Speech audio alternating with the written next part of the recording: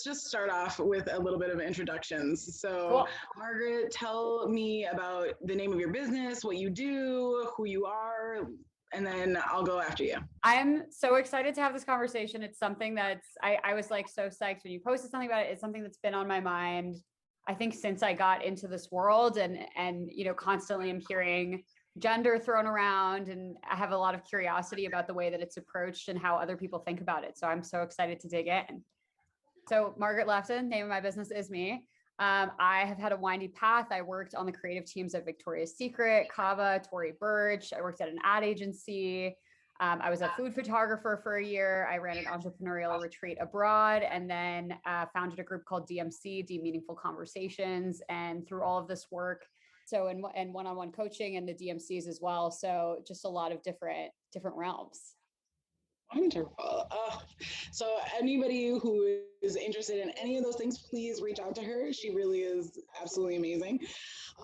For myself, I'm Abigail, obviously. I have a company called Breath of Life. It's an intuitive healing company, also naturopathic healing that we do here. We're really geared on helping people identify patterns, break those patterns, and really get to their path and purpose and get to their highest and greatest good and really develop a really firm, strong, solid communion with source and all that good stuff in the universe. So by trade, I'm a registered nurse. Really was called to the medicine path really early on in my life. Maybe we'll get to that, maybe we won't, but let's dive in. So cool. I'm kind of curious for you. So like, what was your like first, like going backwards, first experience with religion as it related to your queerness, and where did that where has that journey led you? Yeah. So I identify as bisexual. I identify as a female. Pronouns are she, her. And I would say that my very first, I guess, initiation into religion was through my family, through my mom's family. She was raised Catholic, although as she was raising me, we were basically led to going wherever we felt was true to us. Mm-hmm. But her sisters were very religious and very Christian. They held on very deeply to their Catholic roots in a lot of ways. Many of them, however, had transitioned to non-denominational Christian. So as I was growing up, I remember going to church with them. I remember praying at their dinner tables. I remember one incident in particular. I had gotten injured on a trampoline. I had twisted my ankle pretty badly. And instead of taking me to the emergency room where I would have been x-rayed and, told how to take care of this ankle, they instead carried me upstairs, laid me on the bed, and then decided to pray over my ankle. As a nurse now, I am horrified that I think I was 9, 10 maybe. I'm horrified, but I mean, that was their belief system, that God could heal everything and God was a he. And so that was my introduction into religion. I can also say that I fought against all of it from pretty much the get-go. But what about yourself? Yeah, so I was raised Jewish, and not, my family was never super religious, but my mom's side was definitely, we went to Hebrew school from an early age. And I remember there's a lot of queerness in my family. My uncle is gay, my brother is trans, was socialized female, and so identified as a lesbian in younger years. And there was a lot of stuff around that where like my uncle pretty early in his life had gone to a temple and had a rabbi basically give a sermon about pretty homophobic like language. And so he, despite still identifying as Jewish, hadn't set foot in a temple in, 30 years or something. And my older brother also sort of had some issues around that after hearing the stories from my uncle. And So there's always some hesitation there. And then also just with religion in general, I definitely had a lot of reaction to it, where as a third grader, every single class, we're sitting there listening to them like tell us in Hebrew school. I mean, this is the stereotype, but it's real. It's like, here's another class about Jews being murdered. Here's another class about Jews being murdered. Here's another war where Jews were murdered. And it was like, I remember raising my hand and being like, so why did they choose to be Jewish? Like, why is anyone religious? It feels like everyone who's religious just like gets into wars with each other. I don't really conceptualize this. I was like, a 10-year-old, and the teacher was like, oh.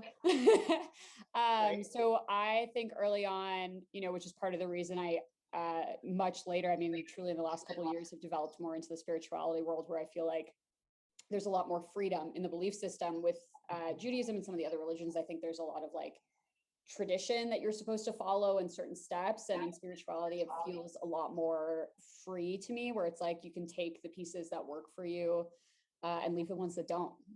Yes, absolutely. And I agree with that, especially through this journey that I've gone on with understanding my identity, understanding my spirituality. And ultimately, I think what I ended up just going with was that Source doesn't ask us for religion. In fact, Source probably hates religion as much as many of us, quote, woke people do, because that's not what it asks for. It asks for faith that there is something greater than yourself, and to lead with love, and that's where we need to get to. That all of our choices need to come from a place of love, not a place of lack. And if we can just do that, then it doesn't really matter what ceremonies you perform. It doesn't matter, Right. So it doesn't matter the basket that you choose to sit in.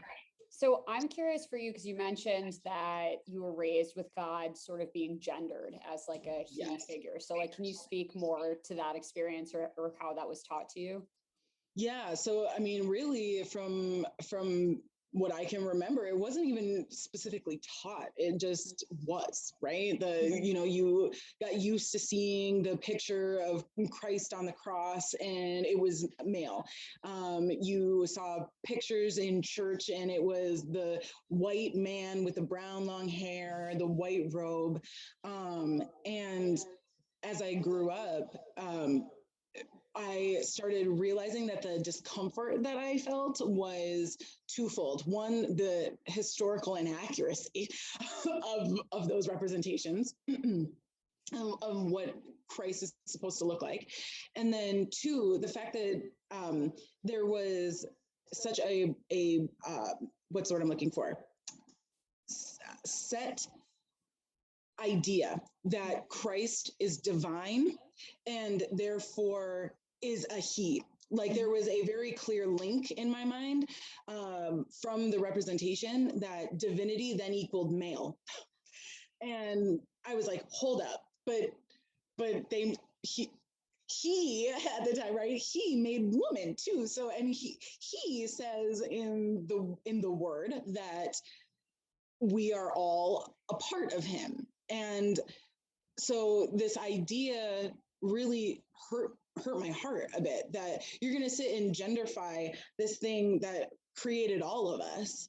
And yet, while you're doing that, you're also degrading the half of who he is supposed to be in life. Right. Like looking around in my life, I could see how women were treated and are treated. And so it didn't click with me. And I was probably, it took me a while to really truly understand through my own process of understanding my sexuality and what I wanted to identify as, that I don't have to genderfy Source. And so I was well after college, the first time that I went, that I stopped genderfying Source and started actually using the name Creator Source as a way of describing the thing that created all of us. Mm-hmm. Yeah, it's interesting. I don't even think I've thought about that idea that like divinity was linked to the, male gender. I guess I disconnected so early from having any belief system and really identified as atheist for most of my life that I just like didn't.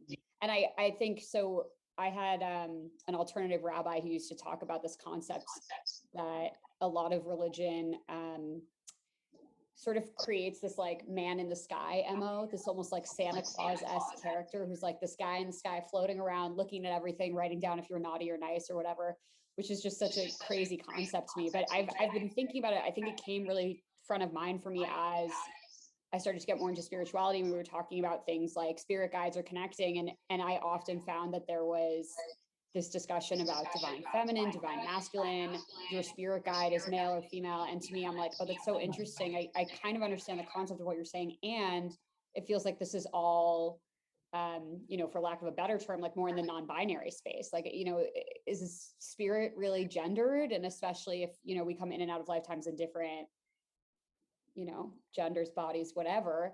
Right. It's just been such an interesting concept to me. And I've personally found myself pretty reactive to the divine feminine and masculine concept where I'm like, I look at what's outlined as like what divine feminine is. And I'm like, isn't this from the 1950s? Like it's like a housewife who's like, feminine is like flow and emotions and male is strong. And I'm like, really? Are we still doing this? Like, come on.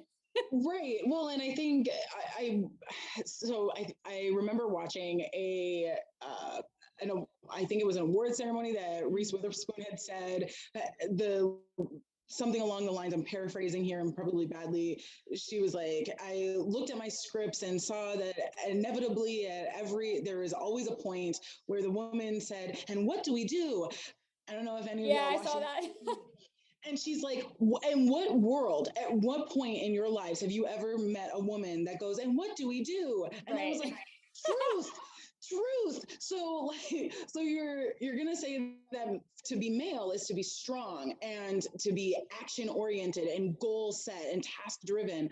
But you're going to then say that to be female, to be feminine is to be the opposite of those things, to be more go with the flow. And I struggle with that because I feel like to be feminine is to be action oriented, is to be goal focused. Mm-hmm. And at the same time, to also be able to go with the flow, to be adaptive as well. But then I also struggle with people who say, well, then men aren't adaptive, that to be masculine isn't to be adaptive. I would highly say that we need to stop setting categories and saying these things equate to masculine, these things equate to feminine. And if you're not in those things, if you're not in your feminine, then it means that you must be in some way unbalanced. So I'm curious, what do you think how do we bridge this gap? I have so many thoughts here. I'm like, I don't think I mentioned, I identify as pansexual, demisexual. And as it comes to gender, it's like a really interesting question for me where I have often felt incredibly uncomfortable in my feminine identity. It's been a huge insecurity of mine for many years because I've often been told that the fact that I curse a lot or that I'm often in leadership positions or the way that I show up in a space is more of a masculine energy. And yet I'm very feminine presenting. And so I've always felt like, oh, I'm not like female enough or, when I was younger, it's like, this is why boys don't like me, the way that I show up. I was told by a therapist once that I needed to like tone down how like extroverted and big my personality was because it was going to scare off boys, which is like, I look back on that and I'm like, oh my God, I was like a 21-year-old listening to this therapist tell me this, like, what the heck? And I often, a long time ago, I took an amazing workshop at this school called Naropa in Boulder that was this fascinating concept of like, it was an experiential workshop. And it was the first time I'd been introduced really to the concept of non-binary and understood what it was. And it was like sort of doing this meditation, sitting in like, what is the masculine part of yourself? What are the masculine energy parts of yourself? And then walking around the room with that energy. And then what are the feminine, same thing. And then it's like, okay, now what's left? Like what's inside of you that isn't following the script of male, female, like what are the parts of you?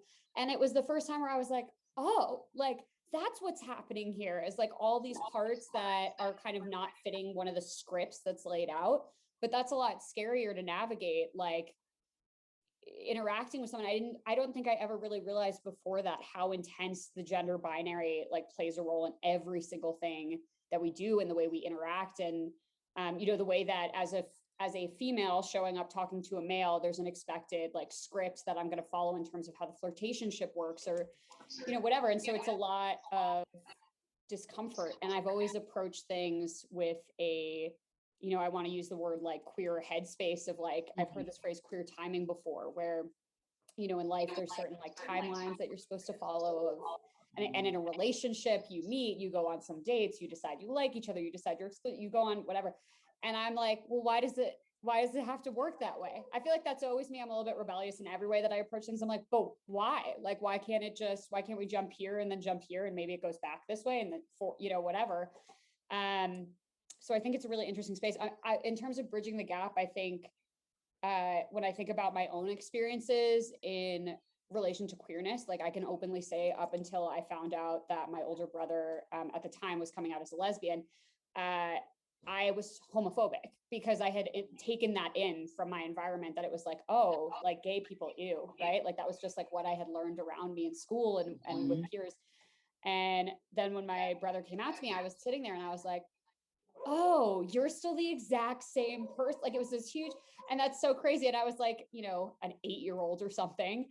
And that was like a huge moment for me. And then again, when I had this experiential workshop learning about what non-binary even means, it really feels like an education piece to me, but it's hard. Like, the older generation, I've watched them kind of grapple and struggle with these concepts where it's still difficult. And I'm sure there's people in our generation as well that are struggling. What are your thoughts? So I actually, I have a question. So being that you were raised mostly atheist, the large portion, where specifically do you feel like that homophobia came from? I know you mentioned school a little bit. Was it like, do you feel like you were getting almost like religion secondhand in a way? Like, it's an interesting concept. I feel like I was so young, it's hard to remember, but I definitely can say, so like I said, my uncle was gay, and I didn't find that out until after my brother came out. And I think there was kind of a weird thing in the family where there was a little bit of, I don't know what to call it, like discomfort with that as well, even though it was like openly accepted. There was definitely some discomfort in that. It was like, don't tell the kids that he's gay. Like that's not an appropriate thing to tell children, which is like, what? So that was like an actively hidden secret until my brother came out. And then he was actually the one who told me, but it was sort of like a weird secretive thing in the family. So I think probably there was some subtle messaging around like that I, was so young, it subconsciously seeped in. And I certainly remember, like the one memory I really have was watching some MTV, one of those dating shows they had back in Next or something, and they had a gay episode. And I was like, I literally remember going through my brain, like I saw two men kiss and I was like, oh, ew. And I remember thinking I'm supposed to say ew, right? Like to like fit in with everyone else in the room. Yeah, I remember I was walking out of Walmart with my mom, and I've always been a very like touchy-feely like individual. I typically have no bubble. I let people come into my space, and it wasn't until I was older, like now going through my spiritual, and I was like, oh, that's because I'm an empath, and I'm also an energy vampire. Like I literally like take of people. And have now, thankfully, don't worry, y'all, I've learned to control it. But I remember like leaning into my mom, and like my mom having this like very gut reaction to be like, don't lean on me, they might think that we're gay. And I just remember like feeling a great amount of shame, because at that point I was already like feeling the call of like recognizing that I enjoyed the look of women, and that I enjoy, or women, female presenting, right? And I remember realizing also that in some ways, like this was society more so than necessarily like my mother. Like it was at that moment that I very, very clearly recognized that my mom's brain had been hijacked, because had I told her like, Mom, this is who I am, and these are the feelings that I'm going through, she would have had to take a minute, but at that time in my life, but she wouldn't have rejected me. I'm very blessed in that way, that now I'm very open among my family. I haven't been rejected by any of them. I know that that's not the same narrative that many of us in the queer community deal with.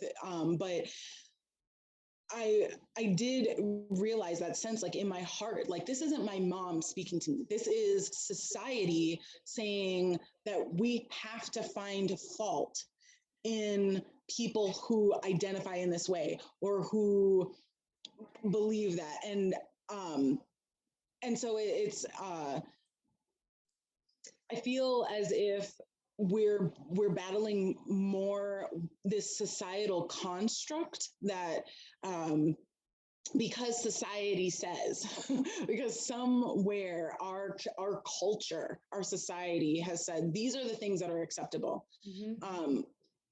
So I'm going to jump in and interrupt you for a second, because we didn't do some definition of terms, and someone just asked about like, you know, some confusion around terms, and like, for instance, what does binary or pansexual mean, or so this is actually something that I grapple with as well and have a full understanding of, is that sometimes there are so many terms, like for instance, under the even asexual umbrella, there's about 800 things that exist in the spectrum. And so it's like kind of hard to keep up with understanding what all of them are. I think the way I personally think about it is like, I think I present pretty cis het. So I don't necessarily feel the need to like label myself externally or like, I don't often talk about this part of myself because it's just not necessary for me. And it's more something that I have, the label helps me for my own purposes, find community. So, you know, certain experiences that I have internally that I don't necessarily know how to relate to, like one of my heterosexual friends, like it's something that if I can find someone who has the same identity as me and like feel in community with it, it gives me some healing, peace, calmness. But so let's start with like the binary. So gender binary is just that there's this idea that two genders exist. There's male, there's female. That's it. End of list. That's all that ever existed. Science says this. Everything says this. The Bible says this. Penis, you're a male. If you have a vagina, you're a female.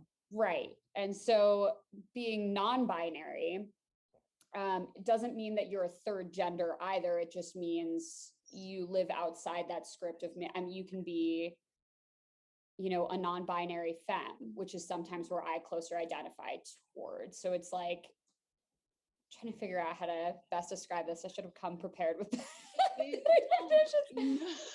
101.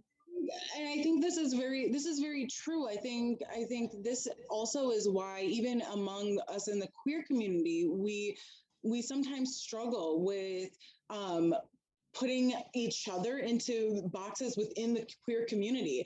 I've had lesbians tell me that you can't be bisexual because you have never been in a long-term relationship with a woman. I'm like, wait, hold up. Like, why do you get to tell me how I identify? Haven't people been telling you how you should identify your entire life, but you're now gonna, and once again, it's a like societal thing. So I mean, the way that I look at non-binary is saying that you don't want to be told that you are, because you have a vagina, you're female and therefore you are heterosexual.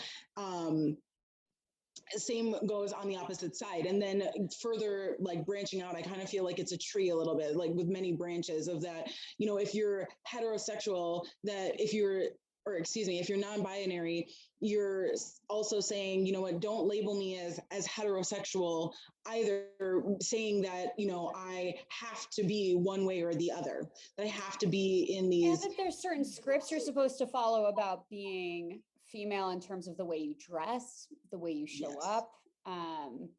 You know, I often would wear like boys' clothes. And so I was like, I think I'm a tomboy, or I don't know what I am. Why do, you know, whatever. Yes, it's a complicated world. And being trans is also a complicated identity where, for instance, you could be, you can identify male and still have biologically female body parts. And so you could still have a period as a male, right? Like that's something that I've seen my brother deal with. And technically he could get pregnant, right? Which is like a wild concept. And yeah, so it's just, breaking a lot of norms that have been laid out. Yeah, I think ultimately to try to like nail down for our viewers here of like what does non-binary mean, I would say it just means that you're not set on a male female binary. These are the scripts. You fall somewhere in a spectrum outside of that script.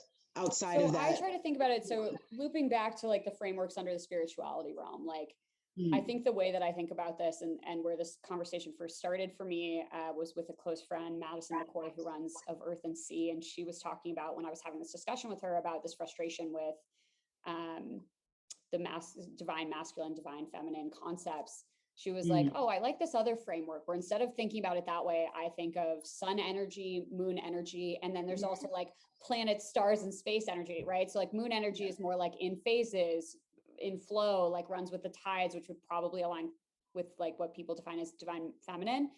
And then sort of similarly with solar energy and masculine, and then all these other energies that exist, you know, the space, the stars, the other planets, like, you know, that there's so much else out there that fits outside of the sun and moon concepts. Yes, yes. What I find fascinating too is how even that has changed over time. So I don't know if you're familiar with Joseph Campbell. He wrote the novel A Man with a Thousand Faces. It's basically the hero's journey, but he also has a book called Goddesses, and he talks about the sacred feminine and about how the idea used to be that to be the like feminine energy that like what you were just talking about, that like going with the flow, it was actually they equated feminine or the goddess to the sun, and like somewhere along the line like things got flipped, and a lot of that having to do along the lines with the Romans and the Greeks, that things started to flip. But like ancient Egyptians absolutely saw, and this is before Akhenaten, who identified then as like Ra, and then things started to become within his dynasty that male then is pharaoh, then is god, then is male. But yeah, at one time the goddess was the top, was the first. Yeah. And for a lot of reasons in the ancients' mind of that giver of life, birth, and all that stuff, and not sticking with the more Christian theology of all of that. So it's fascinating to me that even in the ancient world, we look at things now, and they were at one point like they were one point flipped. So yeah, I didn't know that. That's fascinating. Reality is a real time. So I'm curious, for you, when you entered into the spirituality world, when you started identifying with this and getting into it, how did your queerness play a role? At what point did you sort of like start to see how those combined? Yeah, so for me, I have always struggled with science and God, right? You know, people telling me that if you believe in science and you believe in Western medicine, then you can't possibly believe in something divine, something greater out there, because you can't explain it. And I feel like when I started getting into the metaphysics and started really going through my spiritual awakening, I ended up attacking it in the same way as I dealt with science, and saying, you know what, in terms of like my queerness, like going, okay, so if you're going to believe in queerness, then you can't believe in something higher, because that something higher is typically told that what I am as that of queer is wrong, and I'm going to go to hell. So I just started equating my queerness to science and saying, you know what, I can believe in both. And this is how I started knitting them together. So that if I am, and basically using the word and scriptures of various religions across the world against them, saying, you know what, if you're going to tell me that I am a part of the great creator, that I am part of it, then it is me.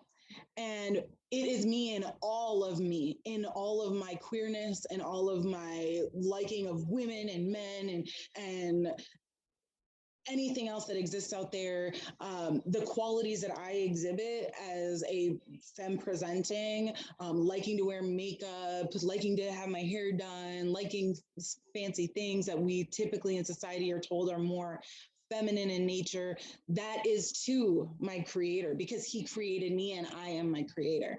Mm-hmm. So it became a, if religions can cherry pick what they want to create the basket in which they are in, then I'm just going to do the same thing, but I'm going to be way more inclusive about it. So everything fits.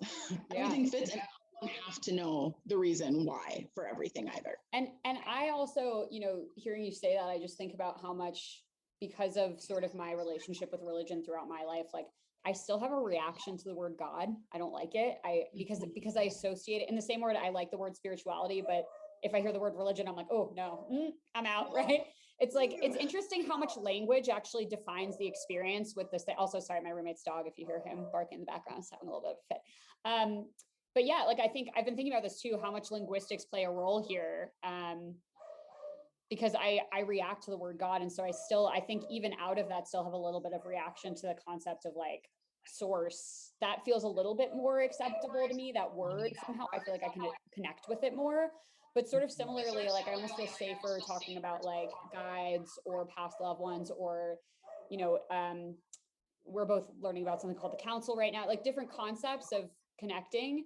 But for some reason, the concept of source, I think for that same reason, that sort of trauma that's been put in us, because it never made sense to me. I'm like, all right, if, you know, these people who are so religious and God, you know, gifted us life and all this stuff, and yet, but you're a mistake. Something about you, like, you know, watching my older brother struggle so much too, like, I just was like, how does that make any sense? You know, it's so hypocritical and contradictory, and I can't wrap my head around it. It's like, oh, we love you unless you don't fit our mold, and then you're not of us or something. I very much hear myself saying more often now, particularly when I'm talking to people who identify as religious, like they actually say, I am a religious person, instead of saying I am a spiritual person or I'm a person of faith. Is, you know, getting into conversations like this, and I absolutely have to say, you know, your understanding of God is too small. Mm-hmm. If you think you know, I'm telling you, you don't. And I'm not saying that I know either. I very much understand that even on many levels, my understanding of creator is too small, and that is for a purpose. Our human brains cannot actually process all that the creator is. How do you really truly understand a grain of sand? How do you really understand how water droplets in our atmosphere, when the sunlight hits it, turns into a rainbow? Like, how do you understand those things to its fullest thing? And that is the creator. That is the mystery and magic and wonder that is the thing that created all of this, even going as far back as, you know, the Big Bang. I mean, we as scientists can't even fully conceptualize the Big Bang, because we're just now having the technology to be able to see it, to be able to see that distance, right? So what, you know, I think of some of the great scientists of the past saying, you know, and if you stood on a wall and you shot an arrow and it hit something, then you have to understand, you have to go with the logic that if you then go to where that arrow hit, that you could shoot another arrow. And so therefore, there is nothing finite. Everything is infinite. But how do you understand infinity when you are a limited being? You know, what else I find funny is I read something recently that was talking about, you know, as it relates to science and scientists. And again, sorry, the roommate's dog, quite loud in the background. You know, where do scientists go? Where do any of our ideas come from? It's like, you know, a scientist comes up with a theory or a concept that might be completely outlandish. I mean, I don't think anyone heard gravity off the bat and was like, yeah, Hondo P, like, let's go. And, you know, they come up with this crazy concept that a lot of people might initially reject. And then they work to prove it. And I think, what's difficult about this space is there isn't necessarily a tangible way to prove it, but it is also a concept that comes into their mind that isn't immediately understood. Because to me, I find it so fascinating in the world of science that like energy isn't totally an accepted concept in like the Western medicine world. Because to me, it feels so obvious in all the work that I've done that like, of course, energy is real. I mean, you can walk into an old house versus a brand new house and so immediately have a difference in your experience of the space. And same with like objects and different, I just, and if you've ever had Reiki or any energy work done, that to me seems so obvious that it's almost tangible. Like it feels pretty clear that it's a real thing. And yet there's not quite a full belief on that yet. I just think there's so much we can't understand yet or haven't found ways to measure or. Well, and I think too that it's once again it's a limit of some people. I don't want to say their education, but just knowledge, just in general. Like I don't expect anybody to know everything. That's impossible. But I think we've literally measured the vibration of bridges. Right. There's a reason why we build bridges the way that we do. We build them the way we do because as the wind hits it and it vibrates, right? We think of it like a tuning fork. There's vibration there. And at a certain vibration, things like bridges could break. So we build them the way we do so that they don't break, so that they remain as strong as possible. So it's fascinating to me that, because I agree with you, that we say, energy is not real, but yet we literally have the science that says that it is. Right. That says energy exists in everything. We can actually measure the biometric energy or vibration of everything, of rocks, of plants, of dirt, and yet. Right. And then there's a reaction to the concept of Reiki that it's like total BS. And I'm like, oh, exactly. It's so funny to me. It's just so interesting. I'm new to the space. I'm curious, and I always, I like to say that I really identify as like grounded woo-woo, like for every woo thing that I study or learn about, I'm also countering it with something that rejects it because I like to understand both sides. Like my favorite book I've read this year was, I think his name was Eric Vance, The Curious Science of Suggestible You, which is this guy who he was raised Christian Scientist and does an extreme deep dive on the placebo effect. And I find so much of it interesting because, and he talks about this too, like, I think I have a question around like why there's so much rejection around placebo. And I mean, this is a whole nother conversation about capitalism, but the fact that like, let's say that you have 2 glasses of water in front of you and you believe that one of them is blessed and is going to cure you and you drink it and it does cure you. And they tell you, oh, actually, both glasses of water were the same. So it's not real. I'm so baffled by that concept because I'm like, okay, it's not real, but it literally was real. Like it literally did have a healing effect. But it's because there wasn't a literal scientific difference in the chemical makeup of the 2 waters. I don't know. I have so much curiosity about the way the brain works and how what we believe frames the world around us, which of course to me, I'm like, great. So why wouldn't we believe in magic and go to Hogwarts and like make magic happen in our lives? Like, why would that not be a priority? Right.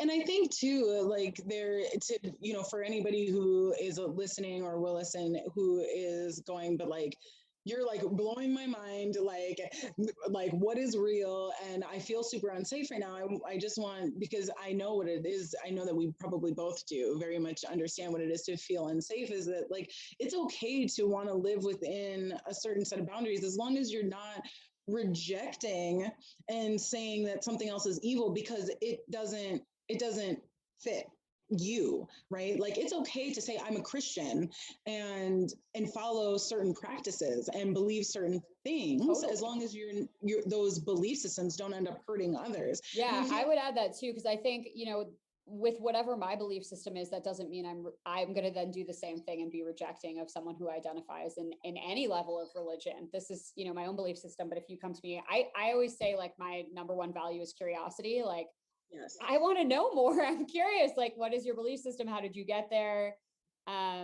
Especially as it comes to if you're interacting with someone who has a little bit of homophobia, I'm always like, cool, I want to know why. Like, I want to learn more. Like, what does that look like for you? Why is that?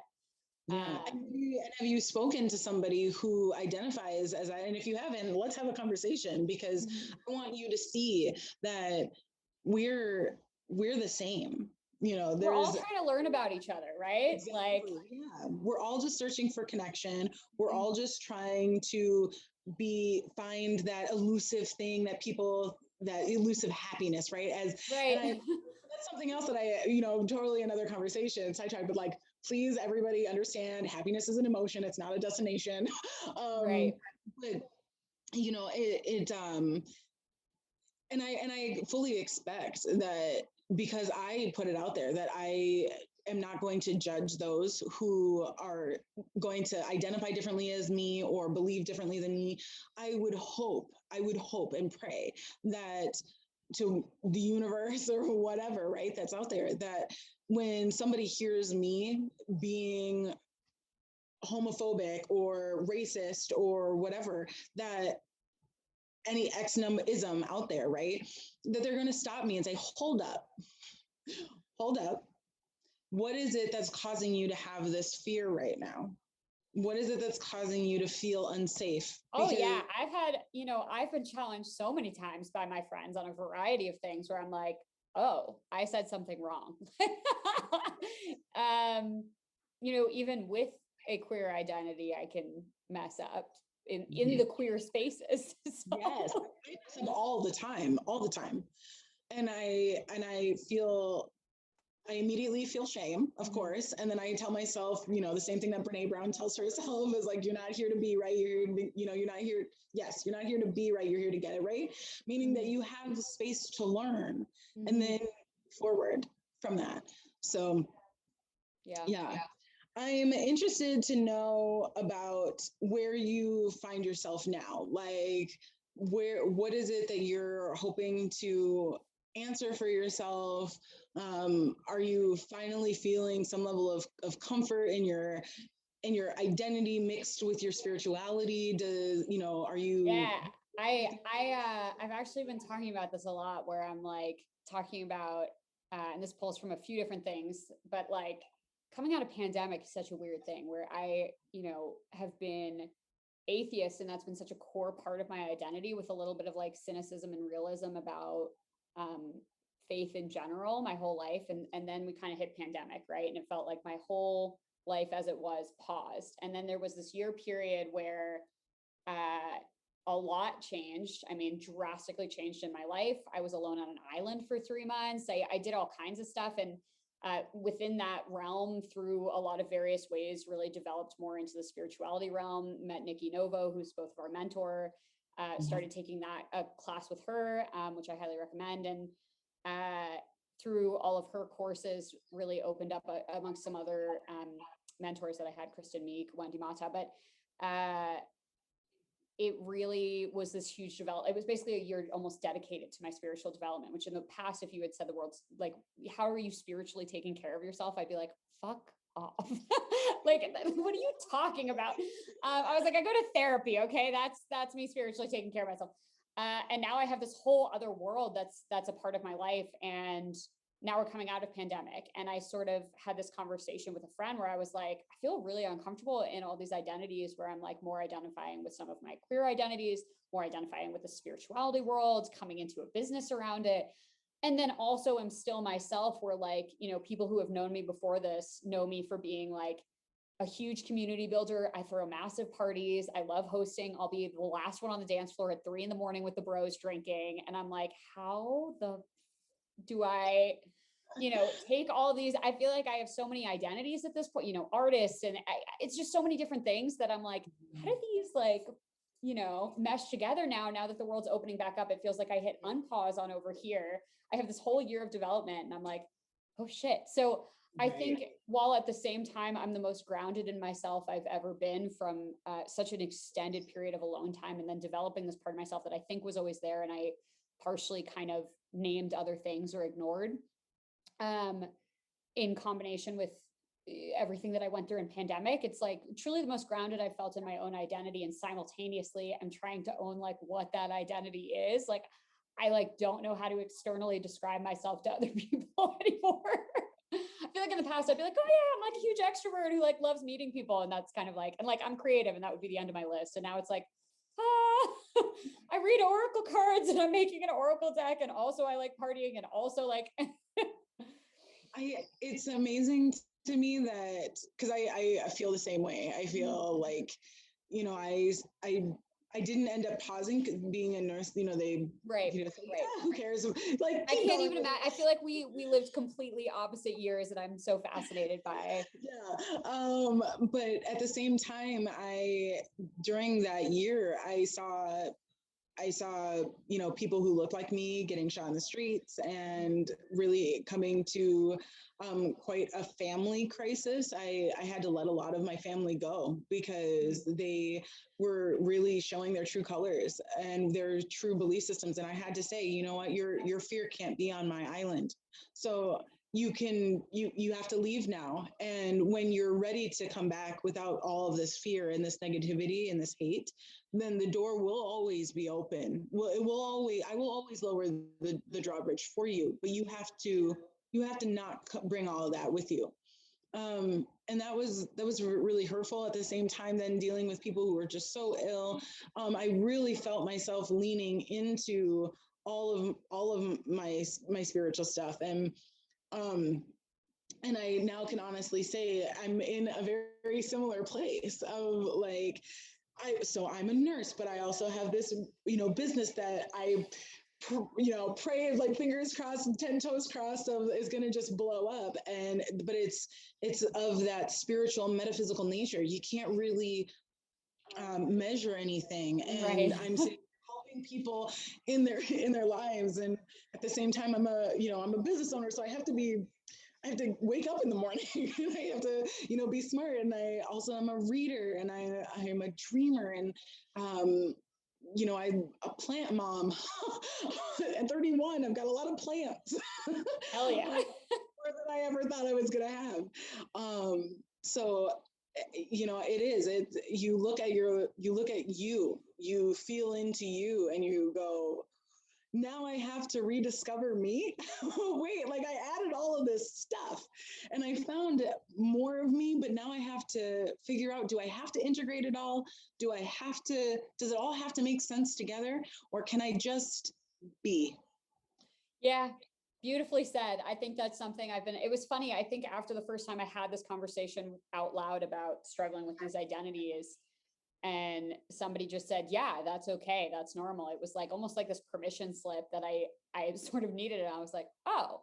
And now I almost feel cool showing up and being like, oh yeah, I have like 8, it's like, yeah, just being and understanding the complexity of, like, especially the older we get, the more I feel like I've moved a lot, like way more than most people at my age. I'm 28. I can't even count. I've moved probably 12 times in the last 4 years, You 5 just years.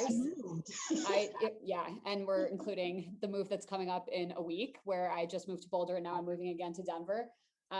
It's not something I always want, but it seems to naturally just happen in my life. Anyways, all that to say, like, I feel like I've lived so many different lives that it almost feels confusing at a point where I'm like, when I meet someone new, I'm like, how are you ever gonna like fully know me? Because I have like 40 identities that, when I'm in New York City, a totally different part of me comes out from like when I lived there and was partying and working in fashion, my DC part of myself, my abroad part of myself. Like, I've had so many different lives, and it's just really fascinating to navigate the world and meeting new folks, being a whole person with a lot of identities.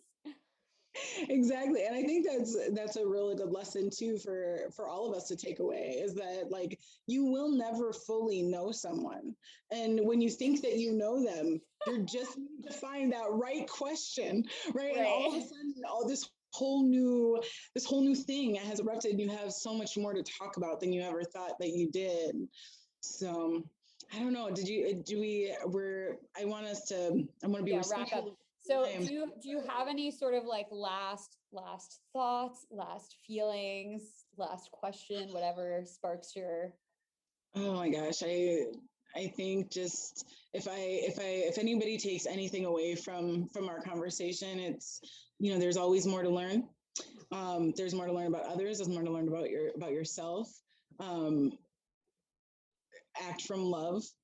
Ask yourself constantly, why am I making this decision? Why am I interested in this thing? Is it because I'm fearful of it, or is it because I love it, or do I want to act out of love, and really understanding that, you know, those of us in the queer space are all looking for the exact same things that everybody who's not in the queer space is looking for. Happiness, is looking for love, is, you know, finding a place to fit in, community, tribe, spirituality. Even when you think that even when you're like, my spirituality is atheist, okay.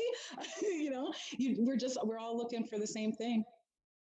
Yeah, I think the last thing that's sitting with me, and this has been a constant thing on my mind, and it's just duality, like both and, you know, being able to exist in multiple spaces at once. Yes. And that's okay. And an ongoing learning process for me, certainly. So yes. So everybody, thank you so much for watching. Please reach out to Margaret, myself. We've got these flourishing businesses that are coming. We're looking forward to working with all of you, and helping you on your spiritual journey, helping you on your energetic journey, just becoming more of who you are. And if you have any questions, I'll be going through the chat as well. If there's anything that we didn't get to, I'll put it into the comments underneath the video. And then, of course, you know, any other questions, just reach out. We're happy to answer them. DM us Margaret, anytime. thank you so much. I love you. Thank you. So great to chat with you as always. Bye.